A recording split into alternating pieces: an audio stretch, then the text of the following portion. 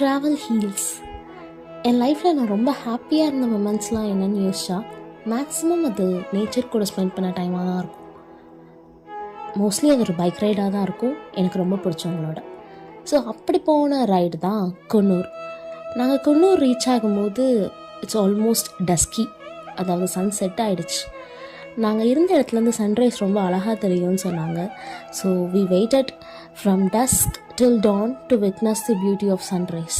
அதாவது டஸ்க் அப்படின்னா சூரியன் மறையிறது, டான் அப்படின்னா சூரியன் உதிக்கிறது.